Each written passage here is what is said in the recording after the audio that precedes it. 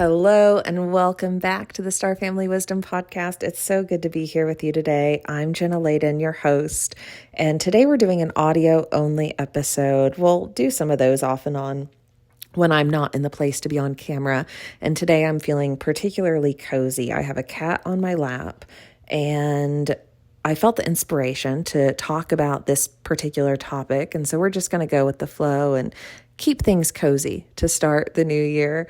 So over the holidays, I watched a 60-minute special that aired a while back, but it was on YouTube, and I was just looking for something to pass the time for a little while. And it was a fascinating summary of some of the holy spots on earth, some of the holy places on earth, and a glimpse into some of the ways of life that are happening in these holy places.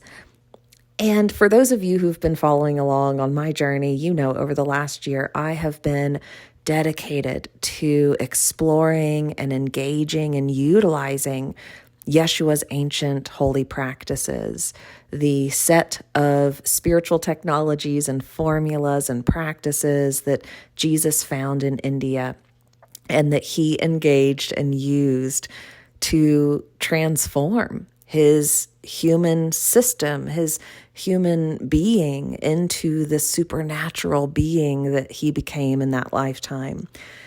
And that has led me on this fascinating exploration of all things historic related to the time of Jesus and related to how spirituality and religion on earth has evolved since that time. During the last 2,000 years, during our dark ages, during the Kali Yuga, I've become fascinated by how human spirituality has progressed, devolved in some ways, and where it's at today. So over the holidays, I was watching a 60-minute special about holy places on earth, and I didn't watch the entire thing because after this one segment, I was like, that was good enough. That gave me enough to reflect on.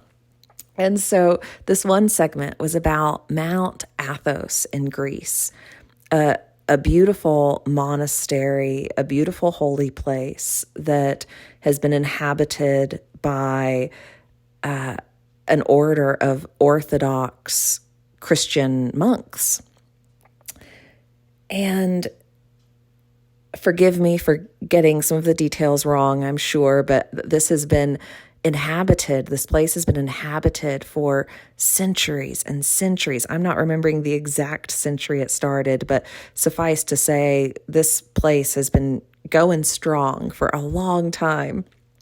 And it's extraordinary to witness a place that has maintained what is, a pure lineage of sorts.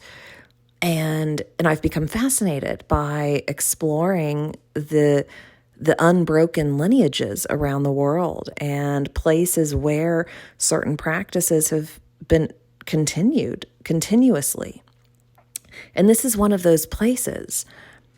But as I was watching this segment, I started reflecting on what I've been absorbing and understanding related to Yeshua's teachings and Yeshua's ancient holy practices, and related to some of the patriarchal distortion of what is our true spirituality and the true teachings of Jesus.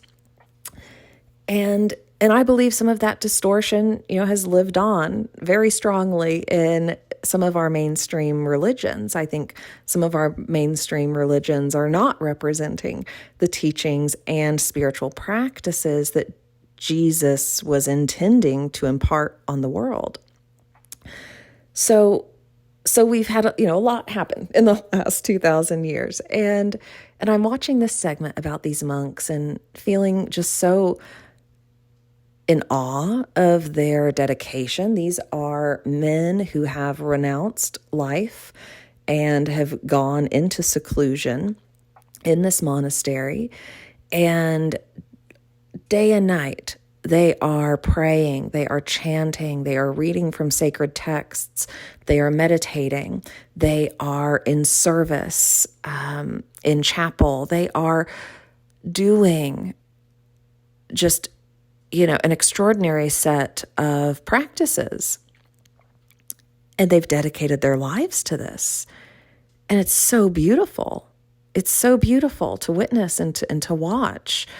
I'm going to comment in a minute on some of the aspects of what's going on there that to some degree is not upholding the true teachings of Jesus, and to some degree is maybe holding some of them back from their potential as it relates to ascension and unity with God. Not to say that what is occurring there is not holy. Not to say that what is occurring there can't bring someone into union with God. Every path is different. All paths can lead to the same end result. Yet, there were a couple of things that came up in this segment that just gave me some pause. And then I just wanted to highlight it and reflect on it and share it, because that's how we learn, that's how we grow, that's how we evolve. And one thing in particular is that, these monks have gone into such levels of seclusion that they don't allow women in at all. They used to. And they talked about how they do allow pilgrimage. They allow visitors to come at certain points in the year, or maybe once a year. And they don't welcome women as part of that. And the reason they gave, which I kind of laughed out loud at, it's like, I get it, but I'm going to comment on some things about it. The reason is that it distracted them from their practice. It distracted them from being in dedication to God. It distracted them from doing what they do every day. Fair enough. However, women are an essential part of this creation.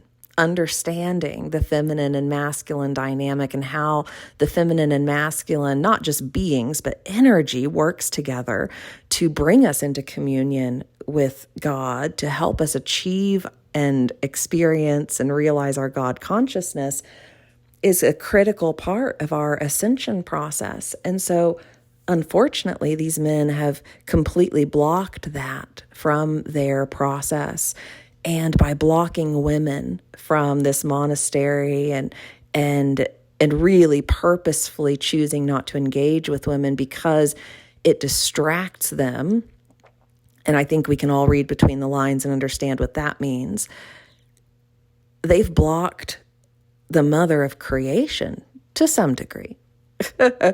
And I just think it's interesting. I think it's interesting to reflect on. And so that's, one thing that was just, so striking to me, that, they have blocked out a part of reality, a very critical part of our reality, because it's too distracting for their spiritual practice. Now, there are times we do need to seclude. There are times we need to set boundaries. There are times we need to purposefully isolate a little bit to minimize distractions and to focus. Focus is good. Minimizing some distractions is good and appropriate at times. And if we do that all the time, then we're not actually allowing ourselves to engage with reality in a way that can bring us to the highest levels. And part of our spiritual practice is learning how to stay focused amidst distraction. Like, that is where you achieve ultimate levels of mastery, when you learn how to do that. So, it kind of stood out to me that these guys, while their intentions are good in some ways, they're holding themselves back a little bit. I think that's my personal opinion. And then another thing that came up, and this is, I think, true for a lot of kind of seclusionary lifestyles, monastic lifestyles. Once someone has dedicated themselves to that, they don't leave. And again, I get that, right? Like there's maybe a point to that you really have renounced life and you've gone into seclusion to be with God. That's a choice. There's nothing wrong with that choice. However, I think it's symptomatic of the Kali Yuga that we've been in and the layers of illusion and distortion that have been present that have prevented us from seeing each other as God. Because one man in this segment talked about how he was in contact with a family member. I think it was his father, and his father was preparing to die, and this monk had an opportunity to go visit his father one last time. His father asked for him to come visit. And this monk said no. This monk said, we don't do that. And I thought that was a really interesting moment as well. Because that actually, because the father was asking, because they had maintained contact, this was an opportunity to be in service to another, to be in love for another, to operate from a place of love, to see someone else as God, to support someone's transition process back to God. That was a beautiful opportunity that this man missed. This man missed that opportunity to see his father as God and to show up for his father as God. And as this man was talking about this, it almost felt like he had a little kind of moment of questioning his decision, And I think these are some of the aspects of orthodoxy, of rules, of dogma that have come with some of these organizations that don't actually serve us that well.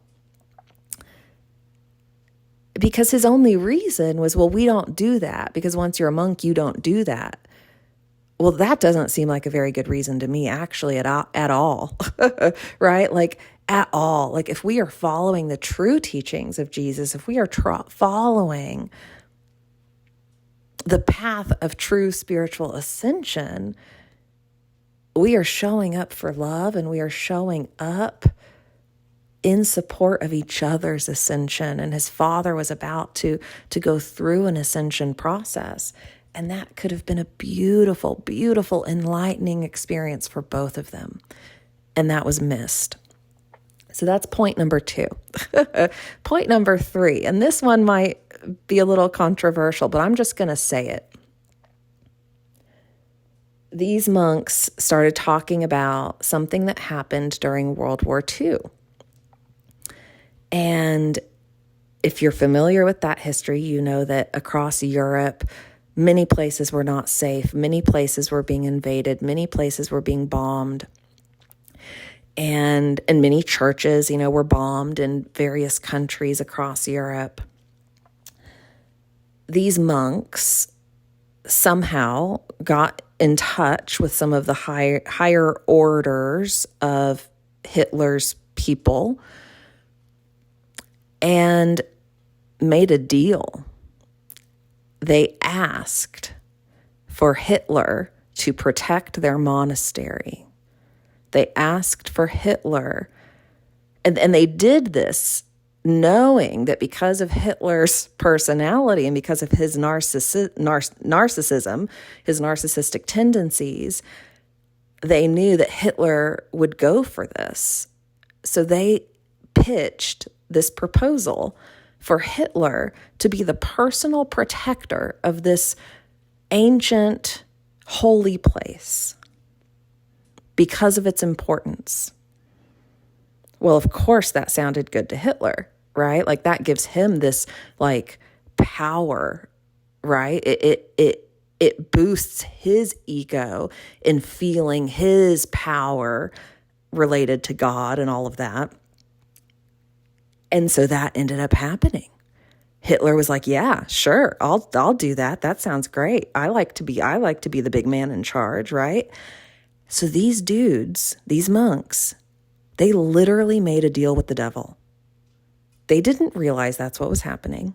I'm going to give them that. Like things happen. It's okay. We've been in our dark ages. It's confusing. They were scared. They did it because they were scared. And I think it's important to just reflect on that this is the sort of stuff that happens when people get scared. If they were really living Jesus's teachings, if they were really living true, Christian practice, which is what Jesus did, they would have prayed to God, they would have trusted, they would have had faith, they would have been willing to be vulnerable, to not make a deal with the devil, to not engage the level of darkness that was Hitler at that time for the purpose of their safety. Again, I don't think this was totally conscious on their behalf. This was just something that happened because people got scared. But that's going completely against Jesus's teachings, right? Jesus would have said, let them do what they're going to do. You stand with the light. You stand for love. You stand for what is pure and what is true. And just by engaging Hitler in that way, that goes against that, right? That's essentially making a deal with the darkness for protection. That's how I interpret that. And again, times are complicated. Things happen, and it's all good. But when I heard that, I had this moment of being like, oh my God, wow, these guys just completely succumbed, to the darkness in that moment.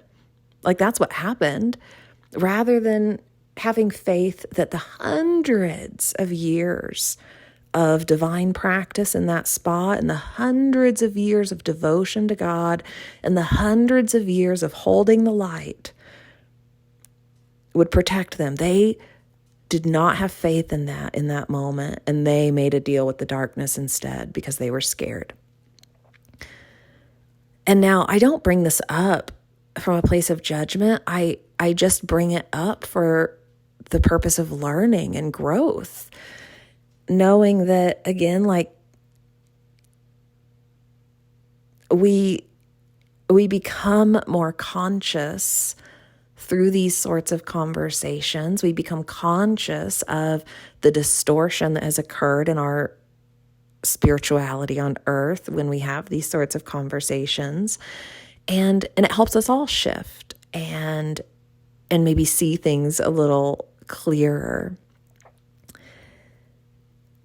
And so, I was watching this segment, having these moments of awe and reverence for what these men are doing, and yet also having these moments of sadness, recognizing how the practice they're engaging in many ways is very much from a patriarchal standpoint. And a lot of our spiritual practice on earth has been from that very patriarchal standpoint, because we've lost connection.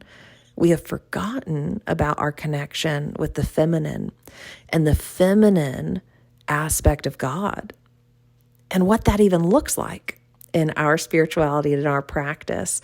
And so I look around the world at some of the practices that are ensuing, and And I recognize how in many ways, we've got folks that are really doing it the hard way, or we've got folks that are holding themselves back, or we have folks that are maybe not actually tuning into their hearts and following their hearts because of some set of dogma or rules that stemmed from patriarchal systems of control. So, it's an opportunity, I think, for us to look at that and to welcome back into our spiritual practice, back into our lives, more intuitive and truly heart-based forms of living and connection with the divine. And we can even think about, some of these really hardcore practices, and these monks slept maybe 3 hours a night because of how hardcore they were with all of their reading from texts and chanting and meditation and stuff. That is actually not really balanced, right? Like the feminine is about resting and receiving, and the masculine is about taking action and getting things done and pushing hard and all of that. And so when we are not honoring that feminine quality in ourselves or even in our spiritual practice, we're actually creating an imbalance for ourselves that then is going to have to get corrected in another lifetime. So I think a lot these days about, where am I not truly balanced, and how can I correct that? And how can I truly live by the spiritual laws of the universe and truly honor the feminine and masculine in balance? And how can I follow my heart and let love lead in every moment as much as possible? And how can I not let fear get the best of me in moments where maybe there's a physical reason, to be fearful? These are all important parts of our spiritual practice. And so, I've come to believe that so much of our spiritual practice is about how we live life day to day in the world, with others, engaging the illusions all around us. How we engage those illusions rather than hide from them is what helps us ascend through those layers of dimension and helps us ultimately break free from them. So if this is, interesting to you and you're curious, I invite you to go check out that segment and maybe put this hat on as you watch it to reflect on what feels true to you, what feels aligned, what feels balanced, what feels like it's in service to love, and what feels like it's in service to bringing more of God's harmony and love into the world. I think with any spiritual practice we're interested in engaging in, any organization we're interested in joining or being a part of, we need to ask all of those sorts of questions, and we need to be engaging from that place and with that hat on, because it just helps us. It helps us avoid some of the negative illusions that start to play in this world like they have. It's like the ultimate negative illusion that our true spirituality and the ways in which we can really be true spiritual people on this planet have been covered up by a lot of other stuff in our religions that doesn't really matter. And so I think it's just this really interesting time on earth to actually reflect on what was Jesus really trying to impart? What was he living that he was trying to teach others?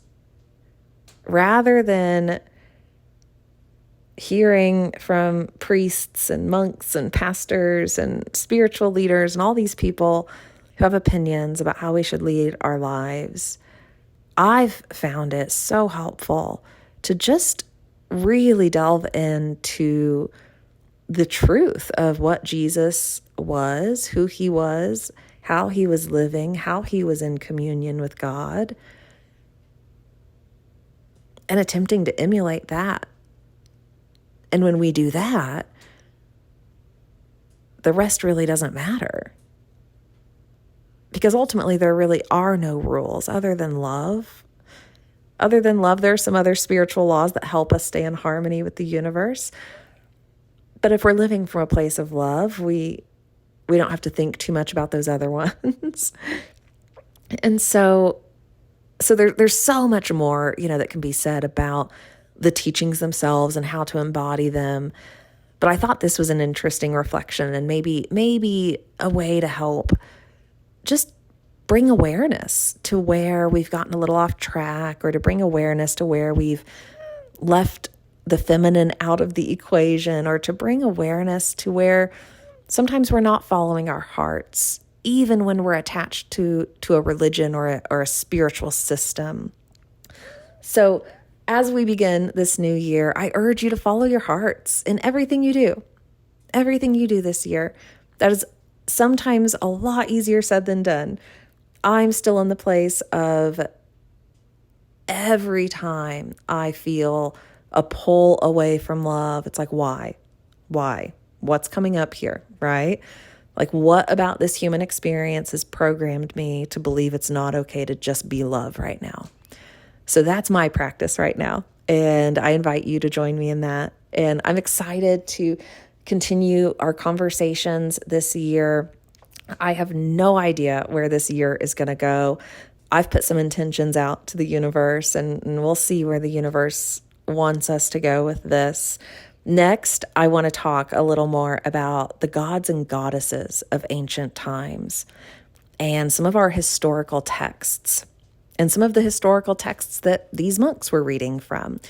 And I want to examine those a little with you and point to some other scholars who are much more knowledgeable about these things than I am, but to just talk it out and to talk about who these gods and goddesses were, how they show up in our historical texts, and how that can, again, with a greater awareness and understanding of that, help us truly live from our truths and ultimately be in alignment with divine possibility. Because anytime we're holding beliefs, ideas, narratives that we've been told, anytime we're holding those in our consciousness and they are distorted, they are not true, that's going to create all sorts of other distortions for us. And I believe we have some distortion going on in some of our ancient texts. And I think it's important that we have some conversations about those. And by distortions, I mean, they're confusing and a lot of stuff is in them and a lot of information has gotten mixed up and it's been difficult to discern. So I think we need to talk about that. So I want to talk about that next. I hope you'll tune in. And I'll point you to some other great researchers who, if you're interested in exploring that particular topic more, you can go down that path. I hope you are having a great start to the year. I hope this is your best year yet. I hope that you are finding your path and finding your passion and finding what lights you up and what gets you excited about life on earth. There's a lot of hard parts about life on earth right now, but there's also so much potential right now and so much potential for us to find our true selves.